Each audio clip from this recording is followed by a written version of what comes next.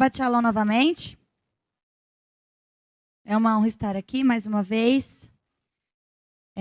Gosto muito de dar shiur na sinagoga pelo simples fato de que para eu dar um shiur eu preciso estudar, e muito.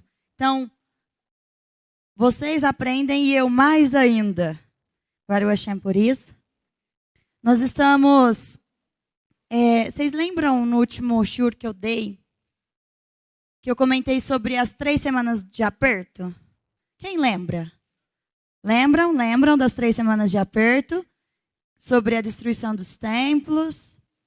Eu disse, quando eu ministrei, foi bem no comecinho das 3 semanas, eu disse o quê? Se segurem. O que eu falei? Se segurem, porque nestas 3 semanas, coisas ruins podem acontecer.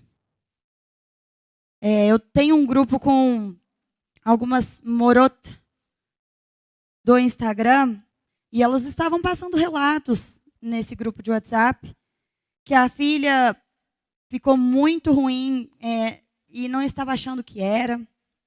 Outra disse de um outro acontecimento ruim também que estava passando.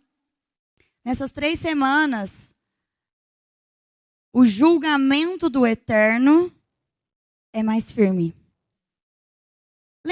Quem lembra do ensino que eu dei aqui, do shiur que eu dei, sobre o tempo? Que cada coisa que você pede tem um tempo. Tem o tempo que você pede e tem o tempo de julgamento. Segunda-feira não é bom para fazer negócio, não. Por isso que quando as pessoas falam, eu vou começar a dieta na segunda, nunca dá certo. Então, segunda-feira não é um dia bom para fazer negócio. E eu expliquei que existe uma época em que o Eterno julga a terra. E nessas 3 semanas, ele está julgando a terra com mais intensidade. E quem veio e participou do shiur que eu disse do tempo, o que eu falei? Vocês lembram que eu disse assim, se você tropeçou, levanta rapidinho. Pede perdão para o Eterno. Para de fazer o que você está fazendo, por quê? Se você continuar no seu erro, o julgamento vai ser muito pior.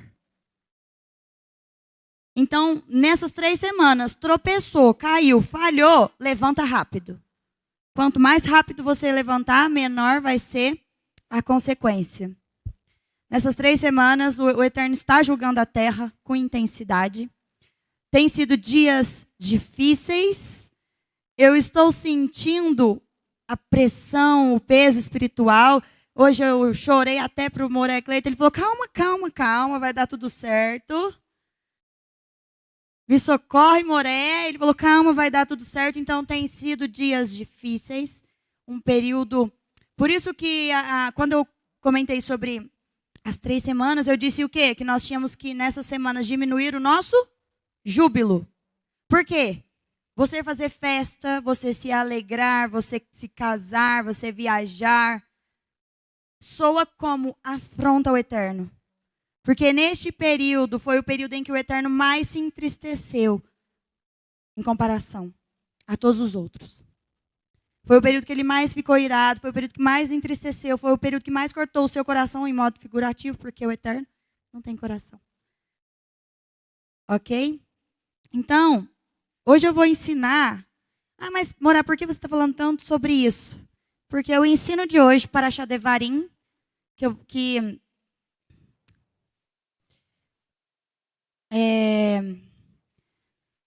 começa agora um livro novo, o último livro da Torá. Tem uma relação muito forte com o Shabbat Hazon e uma relação muito forte com as 3 semanas de aperto, as 3 semanas de luto. E vocês vão entender qual é essa ligação. E hoje eu vou trabalhar a Haftarah.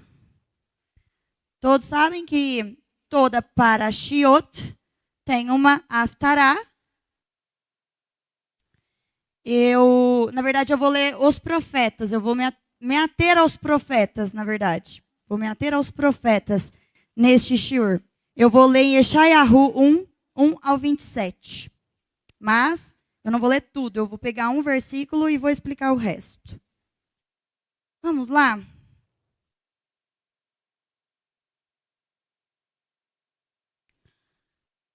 Shabbat Hazon é o nome do Shabat que precede Tisha B'Av, o 9º dia do mês hebraico de Av.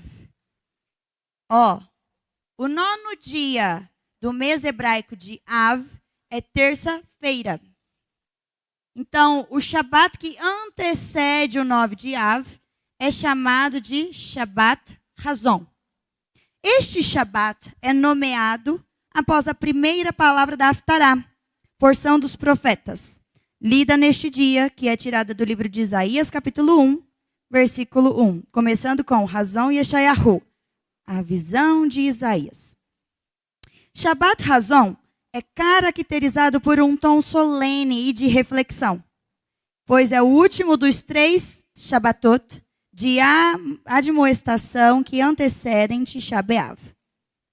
Um dia de luto pela destruição dos 2 templos sagrados em Jerusalém e outras tragédias que ocorreram na história judaica.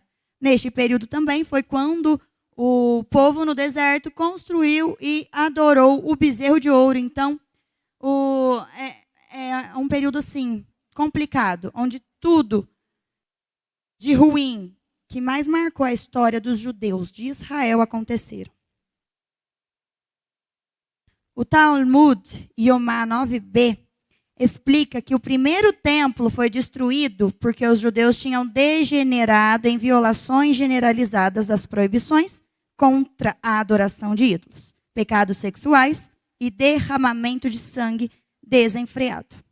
Durante o tempo do segundo templo, apesar do fato de que a nação tinha se arrependido completamente por essas 3 transgressões cardeais, eles estavam, no entanto, constantemente em desacordo uns com os outros em um ciclo interminável de ódio infundado e sem sentido. A Morá Dulce já trouxe esse shiur, que o ódio gratuito, que o segundo templo foi derrubado porque eles estavam em constante atrito entre eles, não combinavam. Ficavam batendo de frente. O primeiro templo foi derrubado por conta de idolatria, pecado sexual e derramamento de sangue desenfreado. No segundo templo, eles já tinham se arrependido por esses 3 pecados. Porém, eles estavam cometendo um novo pecado, o ódio gratuito.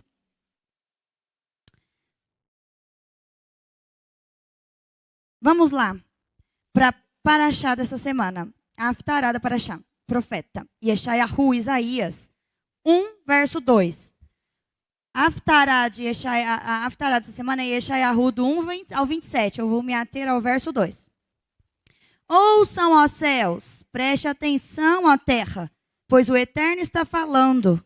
Criei filhos e os fiz crescer, mas eles se rebelaram contra mim. Olha só. Olha o versículo da Haftará, da Parashá dessa semana. Criei filhos e os fiz crescer, mas eles se rebelaram contra mim. A leitura da Haftará neste Shabat alerta sobre as consequências da iniquidade e a necessidade de arrependimento. Olha só, já começou a conexão com as 3 semanas de aperto, onde nós, mais do que nunca, precisamos buscar arrependimento. Precisamos, mais do que nunca, refazer a nossa aliança com o Eterno, caso tenha sido quebrada. Tradicionalmente, mesmo com o tom solene, há também uma nota de esperança e consolo neste Shabat, pois acredita-se que este período de tristeza acabará, resultando na futura redenção e reconstrução do templo. Então, neste período das 3 semanas, nós sofremos, nós estamos de luto, nós choramos, mas sem nos esquecer de que o mundo vindouro está chegando. O Olam Rabá está chegando. E nele, todas as lutas cessarão. Todas as guerras cessarão. Não haverá mais luto. Não haverá morte. Não haverá derramamento de sangue inocente. Nosso povo não será mais perseguido. Então, nessa semana, nós também refletimos sobre isso, principalmente hoje. Hoje é considerado um Shabat Gadol é um grande Shabat. É um Shabat importantíssimo. É um Shabat que você tem que procurar estar aqui nos 3 serviços, se você puder. Porque é um Shabat em que você precisa demonstrar que você se importa. Se importa com este período, se importa com tudo que o seu povo fez e você aprendeu com aquilo.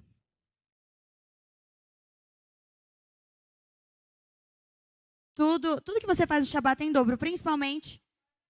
Agora pensa num Shabat Gadol. Todo o seu serviço que você prestou hoje ao Eterno, você será recompensado. Amém? Vaikra, Levítico 26, 34.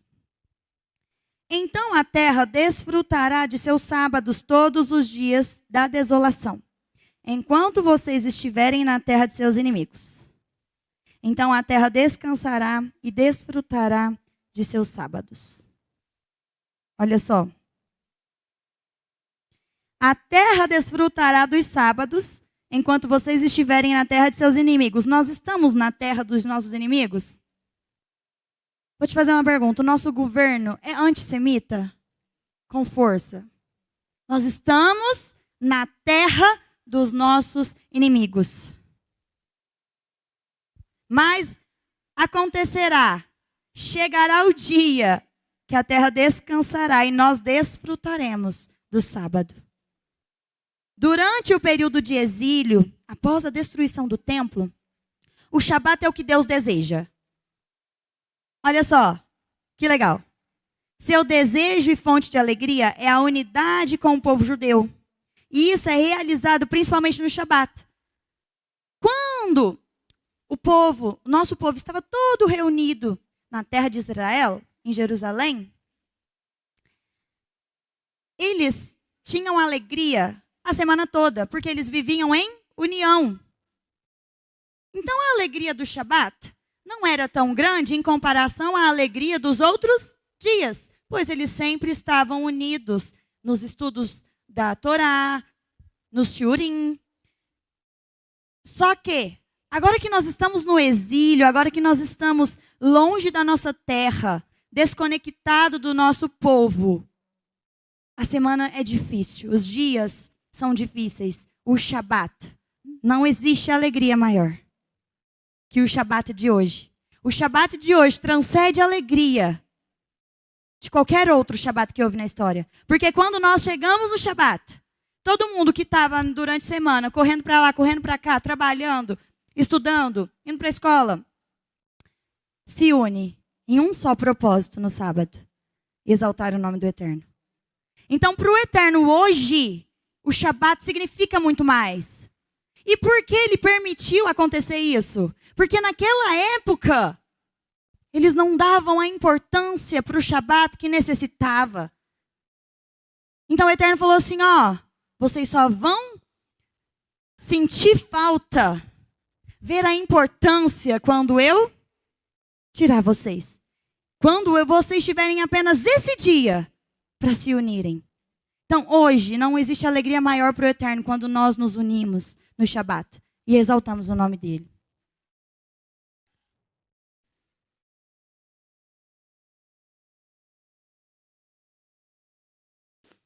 Com isso, temos uma bela visão das palavras do poema.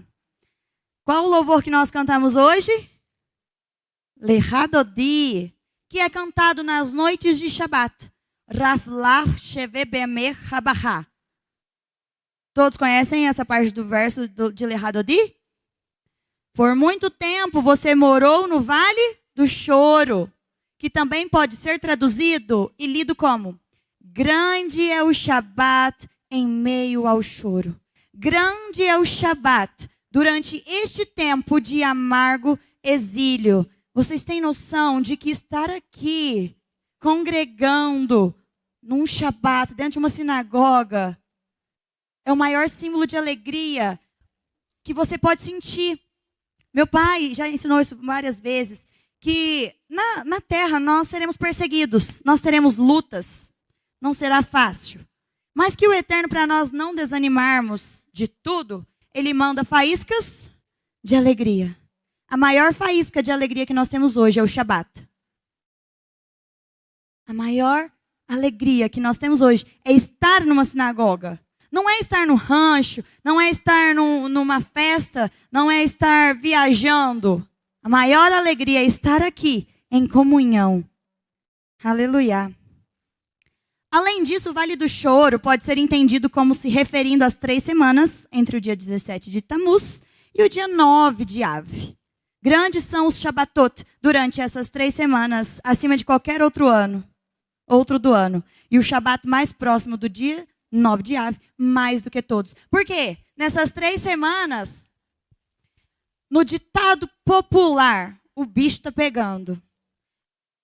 Tem um ditado que eles falam que quando muita coisa ruim acontece, que a bruxa está solta. Nessas 3 semanas, tudo está muito difícil. E nada não é tão ruim que não possa piorar. Nós estamos passando pelo vale. Nós estamos sendo imergidos em águas profundas, passando por ventos, ventanias, furacões. Você estar aqui nessa noite é uma vitória. Se você conseguiu chegar aqui, matando a sua carne, dizendo não para a sua carne, dizendo assim, você não vai vencer dessa vez. Eu estou passando dificuldades, lutas, não está fácil, mas o meu Shabat ninguém tira. Baruch Hashem. Tá bom, Morá. Qual a relação do Shabat Razon com a leitura da porção Devarim? Você usou Yeshayahu. Você falou o que é o Shabat Razon. Falando em Shabat Razon, 9 de Av, para quem quiser fazer, ok? Não é obrigatório. Nada na vida é obrigatório. Você não tem obrigação de cumprir o kasher, você não tem obrigação de se circuncidar, você não tem obrigação de cumprir o Shabat. Você não tem obrigação de não matar, de não roubar. Você tem seu livre-arbítrio e você vai arcar com as suas consequências. Mas neste caso, como é algo muito complicado para muita gente, é só para quem fala assim, eu estou disposto a fazer, eu quero fazer. Achei legal, achei interessante. Dia 9 de Av, existe um jejum que é feito de 25 horas, igual ao de Yom Kippur. Das 18, na verdade, de 25 horas, das 18 às 19 do outro dia. Quem quiser realizar esse jejum, fique à vontade. É um dia que você tem que fazer introspecções, é um dia que você tem que estudar, é um dia que você tem que estudar sobre este período. Por que nós passamos por este período? Por quê? Quais são as razões? Por que eu estou fazendo um jejum de 25 horas? Você tem que saber, você tem que estar por dentro do porquê daquilo que você está fazendo. Então, quem quiser fazer, realizar, tem um jejum de 25 horas que é feito. Sem nada. É igual o de Yom Kippur, sem água. Se abster de tudo, 25 horas. Qual a relação do Shabat Razon com a leitura da porção Devarim? Vamos lá, olha que legal. A primeira palavra do livro das Lamentações, Eicha, que é lido no dia 9 de Av, tá? No dia 9 de Av, muitas pessoas fazem serviço na sinagoga, eles fazem leituras do livro de Lamentações. A primeira palavra do livro de Lamentações é a palavra Eicha, que é lida no 9 de Av. Como está sentada, solitária a cidade outrora tão populosa. O que está falando aqui? Quando aconteceu o exílio, quando todo mundo fugiu. Como está sentada solitária a cidade outrora tão populosa. Tornou-se como uma viúva, a maior entre as nações. Olha só, a princesa entre os estados. Tornou-se tributária. O que é tornou-se tributária? Ela está sob o jugo, sobre o poder de outra nação. Ela perdeu o poder, ela perdeu a autonomia, ela perdeu a liberdade. Também, essa palavra Eicha, também aparece na leitura da Torá no Shabat, anterior àquele dia. Vamos entrar na Parashá. Devarim, capítulo 1, verso 2. Moshe pergunta ao povo, como? Em hebraico, Eicha. Posso eu sozinho suportar o vosso peso, o vosso fardo e a vossa luta? O Zohar analisa esta palavra Eicha na primeira vez que aparece na Torá, imediatamente a conecta à destruição dos templos. como morar, uma palavra que significa como. Os sábios já imediatamente conectam ela à destruição dos templos. O significado dela é como. Vamos lá. Curiosamente, uma palavra diferente com a mesma grafia. Olha só, uma palavra diferente com a mesma grafia aparece mais uma vez em outro lugar na Torá. E o Senhor Deus chamou Adão e disse: onde estás? Em hebraico, Ayeka tem a mesma grafia da palavra Eiha. Ó. Onde estás? Ayeka. Como Eiha. Essa passagem que o Eterno fala assim para Adão: onde você está? Qual é essa passagem? Quando ele peca.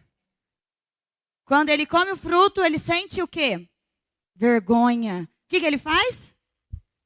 Some. Se esconde. Some e vai para algum cantinho. Ah, que inocente. Tentando se esconder do olho que tudo vê. Olha só, que inocente, muito inocente.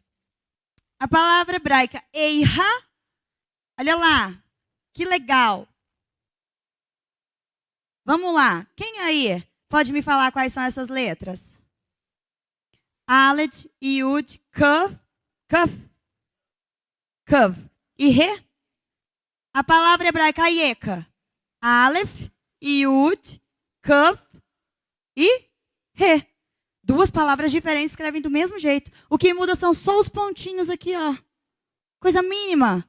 Duas palavras totalmente diferentes têm a mesma escrita, a mesma grafia. Ó, é o título do livro das Lamentações, tradicionalmente lido no Tisha B'Av. Tisha B'Av é o quê? 9 de Av, o dia da destruição dos 2 templos, que lamenta a destruição do primeiro e segundo templos em Jerusalém. A palavra Eiha significa como, e é a primeira palavra do livro. A palavra hebraica Ayeka é traduzida como onde estás ou onde você está. Esta palavra é famosa por ser a pergunta que Deus fez a Adão no jardim do Éden, conforme relatado no livro de Bereshit, Gênesis 3:9. Esse verso é falado depois que Adão comeu da árvore do conhecimento do bem e do mal. Ele sabe que fez algo errado e se escondeu no jardim do Éden. Deus pergunta onde ele está e eventualmente bane ele e Ava do jardim. Essa história todo mundo conhece. Desde que éramos pichotes, nós aprendemos sobre isso. Esta história é paralela à destruição do templo, dos templos e ao exílio dos judeus da Terra Santa, como sugerido pela palavra-chave, Ayeka. Ainda não ficou claro, vamos lá. Assim, foi sugerido a Adão que no futuro o templo seria destruído e seria lamentado com lágrimas. Naquele momento, o Eterno já deu uma profecia a Adão. Da mesma forma que você, olha só, da mesma forma que você, a partir deste momento, está banido do Éden, o seu povo, lá na frente, será banido de Israel. Da mesma forma que aconteceu contigo, acontecerá lá na frente. Pela desobediência, pelo pecado. Da mesma forma que o jardim do Éden foi deixado desolado, vazio, assim será Jerusalém como resultado de não dar ouvidos à palavra do Eterno. Naquele momento ele já deu a palavra para Adão, falou assim, olha, dessa forma vai acontecer lá na frente. Você está saindo do Éden agora, está deixando a terra que mana leite e mel. Você não precisa trabalhar, você não precisa fazer absolutamente nada. Você só tem que comer e viver. Você está saindo dessa terra agora. E os seus irmãos lá na frente serão tão ingratos quanto você. E eles também terão que deixar a terra que mana leite e mel. Olha que legal. Eiha é escrito Aleph, Yud, Raf, Ei. Aleph, Yud, olha aqui, significa onde. E no Zohar, as letras Raf e Rei Juntas podem referir-se a Shekhinah ou a Shekhinah. Shekinah ou Shekhinah. A manifestação de Deus no mundo material. Então, Eira é composto, essa palavra é composta por Aleph, Yud, Raf e Rei. E Raf e Rei, juntas, se vocês pesquisarem no Zohar ou Zohar, se vocês pesquisarem essa palavra, ela vai estar associada a Shekhinah de Deus. No mundo material, no mundo que vivemos hoje. Agora, a palavra é interpretada para significar: onde está a Shekhinah que habitava nos templos sagrados? Onde está o sentimento da providência divina? Olha aqui. Pecar, quando você quebra uma palavra do Eterno, quando você quebra uma ordenança do Eterno, quando você quebra o Eira, você faz com que a presença sagrada se afaste de você. Deixando você, ou eu, se caso eu fizer isto, em um estado de exílio severo, em vez de doce unidade. Nesta palavra, já tem um significado para tudo que você vai sofrer, se caso você tropeçar e cair. Você tropeçou, você caiu, a Shekhinah do Eterno será retirada da sua vida. A presença divina, o Rua, o Espírito Santo do Eterno, será retirado de você no mesmo momento. É o que eu disse no começo. Nós temos é um defeito do ser humano.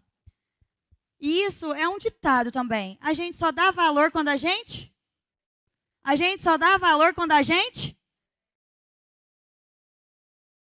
Será que a gente nunca vai aprender a dar valor antes de perder? Será que era tão difícil eles se unirem em alegria, em harmonia, viverem o melhor do Eterno?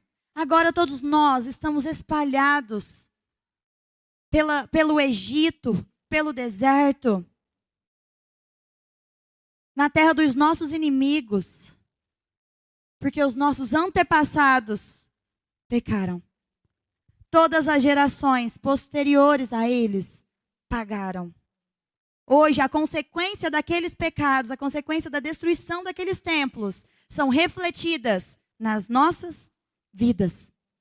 Agora, eu quero falar isso daqui, que eu achei bonito demais.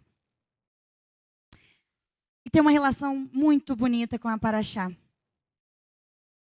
Olha só. Ele destruirá a morte para sempre. E o Senhor Deus enxugará as lágrimas de todos os rostos. E o insulto do seu povo, ele tirará de toda a terra. Nós somos insultados? Sim ou não? Vocês, talvez, nem tanto. Mas eu sou muito insultada. Quando eu criei a página Vida Judaica, eu sabia que seria um pouco difícil, mas eu não sabia que ia ser tanto. Eu estava na dermatologista essa semana, e aí ela me perguntou como que é a nossa religião. Minha irmã já tinha falado para ela que meu pai era rabino. E aí eu fui falando, ela falou assim: como é ter um Instagram para falar sobre isso? Judaísmo com testemunha em Yeshua? Como é isso? Eu falei assim, eu apanho muito dos meus irmãos ortodoxos. E apanho, porque eles falam que ter o testemunho em Mashiach e Yeshua é idolatria. E eu apanho dos cristãos, porque eles dizem: vocês não têm o direito. Jesus é nosso, vocês mataram Jesus. Como você fala que você segue Jesus, vocês mataram, você não tem direito de falar nada. Eu escuto isso, escuto não, porque não é áudio. Eu leio tudo isso todos os dias. As pessoas comentam, e eu nem consigo apagar tudo, porque é muito. Mas uma pessoa falou assim para mim essa semana, para mim não, num grupo. Eu tenho muito hater, eu tenho muita pessoa, muito odiador na minha página. mas eu procuro não bloquear ninguém. E eu estava ouvindo o que essa pessoa estava falando. Eu falei, gente, eu bloqueei tanta gente. Eu bloqueio. Falou alguma coisa que eu não gosto, eu bloqueio. Me ofendeu? Bloque. Me ofendeu? Bloque. Mas a ofensa é mais grave quando as pessoas partem para uma agressividade verbal. Ela falou assim, sabe por que eu não bloqueio? E eu estou escutando. Ela falou assim, porque antes de me converter ao judaísmo messiânico, eu via tudo com os olhos cristãos. Eu não gostava dos judeus. Eu não achava que tinha que parar de comer porco. Talite, para que isso? Quipá? Eu tinha aversão aos judeus. Só que se não fosse um canal de estudo da Torá no Instagram para me ensinar o caminho da verdade, eu estaria no caminho da cegueira até hoje. Se todos os canais de estudo da Torá que eu entrasse me bloqueassem, hoje eu não teria visto a verdade. E eu falei, faz sentido. Até o mais casca grossa. Pode ser que o Eterno tire ali as clipotes e uma luz comece a sair de dentro. Eu falei, gente, eu vou parar. Vou parar. Mas nós recebemos muitos insultos. Eu recebo insultos, mas muitos insultos. Você é idólatra. Jesus não é o Messias. Yeshua não é o Messias. Yeshua é um... Porque o que acontece? Para os cristãos, Jesus é quem? Jesus é quem? Então, os judeus, os nossos irmãos ortodoxos que não reconhecem Machia, eles olham para Machia e automaticamente eles entendem que ele é um Machia Yeshua. Eles olham para o Machia Yeshua e veem como ele como um quê? Um Deus. Vem como um Deus. Então, quando nós falamos assim, nós temos o testemunho de Yeshua, eles falam assim, mas vocês são idólatras. Só que eles não entendem que Machia para nós não é um Deus. Quem ele é? Pronto. Ele é o Filho de Deus. E ele não usa vestes brancas com faixa vermelha. Yeshua é um homem de dores. Tons terrosos eram as roupas que ele usava. Talite era o que ele usava. Torá era o que ele ensinava. O meu Mashiach, Yeshua, era judeu. O servo do Eterno, Filho de Deus. Então nós somos insultados, mas haverá um dia em que o Senhor tirará todo o insulto de cima de cada um de nós. Ele tirará de toda a terra o insulto, pois Deus o falou, ele prometeu.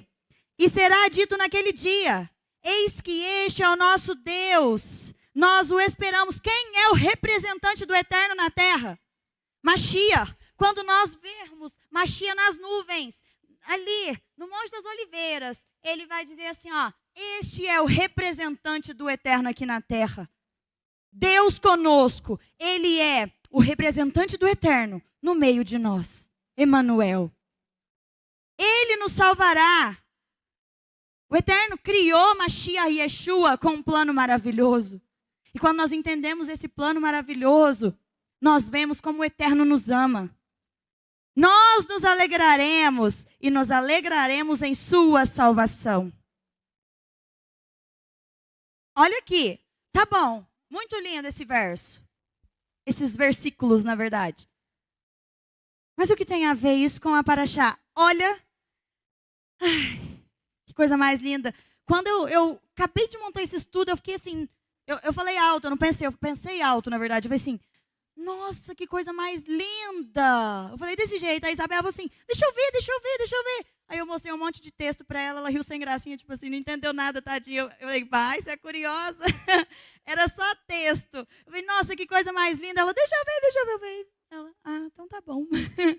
Olha que legal. Quão precisamente esses versos se encaixam. Olha isso. Primeiro a morte. Eu tenho que voltar para vocês entenderem. O que ele fará primeiro? Ele destruirá. E o que aconteceu primeiro? A morte entrou no homem. O homem era imortal? O que o pecado trouxe para o homem, Carral? Primeiro a morte, que foi o resultado do pecado de Adão. No primeiro Aieca citado. Ela será destruída.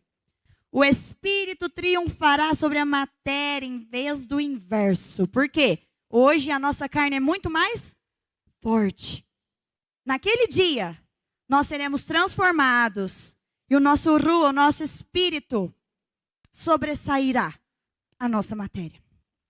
Segundo, olha aqui. O Senhor Deus enxugará as. Segundo, as lágrimas de lamentação sobre a destruição dos templos serão enxugadas. O segundo, a Ieca. Terceiro, o insulto ao seu povo. Olha que lindo, gente, que lindo. Nossa, é bonito demais. Primeiro a morte entrou pelo homem, por Adão. E Deus só falou para ele, falou assim, ó, os templos vão ser destruídos. O seu povo chorará e lamentará. Não teve dia de mais lamento, de mais choro, do que o dia em que eles, com suas crianças, embaixo do talite, olhando para o seu templo sendo destruído. Não existe dia mais triste da história em que o dia que os romanos invadiram Jerusalém e atearam fogo em todos os pertences do templo. Eles tiveram que sair às pressas, eles tiveram que pegar os seus filhinhos e o que dava para carregar na mão e sair. Eles perderam tudo. Porque eles não se atentaram à palavra do Eterno. Segundo, as lágrimas de lamentação sobre a destruição dos templos serão enxugadas. Por quê? Eles não choraram apenas naquele dia, mas nós choramos todos os anos nas 3 semanas de aperto. Nas 3 semanas de aperto é importante lembrar sobre a destruição e é importante chorar por esse episódio. Então, naquele dia, as nossas lágrimas serão enxugadas. Terceiro, o insulto ao seu povo, ou seja, o exílio. O que aconteceu depois que os templos foram derrubados? Houve o exílio. Judeu morrendo toda semana, todos os dias. Crianças de 3, 4 anos sequestradas há mais de 300 dias. O pai e a mãe, os parentes, não sabem se está viva, se não está. Não podemos também nos esquecer da Idade Média, onde os judeus eram arrastados pela barba por carroças para converterem-se ao cristianismo. Do lado de fora da casa deles, eles tinham que proferir o cristianismo. Do lado de dentro de casa, eles praticavam o judaísmo. E se acontecesse uma denúncia, podia até ser uma denúncia falsa, de que eles estavam acendendo as velas do Shabat, eles iam parar no fogo da Inquisição. Depois da destruição do templo, eles só sofreram. Os nossos antepassados só sofreram. Eles eram batizados à força pelo cristianismo. Eles pegavam, as pessoas amarravam as mãos e os pés e os batizavam em pé. No nome da Trindade.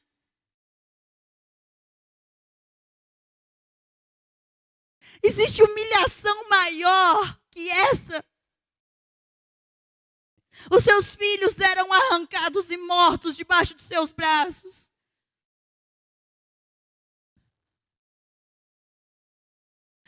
É importante lembrar hoje e sempre o quanto eles sofreram. E às vezes a gente se atenta tanto à Segunda Guerra Mundial. Quantos milhões de judeus morreram? 6 milhões de judeus morreram. Nossa, 6 milhões de judeus morreram na Segunda Guerra Mundial. Muito mais que isso morreu na Idade Média.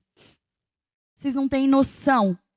Muito mais que isso morreu na Europa, na Idade Média, por conta do cristianismo. E eles matavam os judeus em nome de quem? Não. Em nome de quem? De Jesus.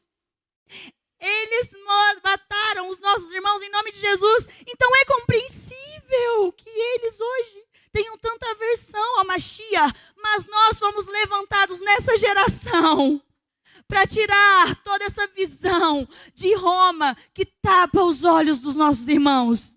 Eles pegavam as criancinhas, as mulheres, matavam na frente dos pais, dos homens, e diziam: eu estou te matando, porque você não acredita em Yeshua, em Jesus no caso. Em Jesus, você não acredita em Jesus, eu estou te matando por isso, em nome de Jesus, e com a cruz na mão. Eles estupravam as mulheres. Isso não é falado. Isso não é dito. As cruzadas. O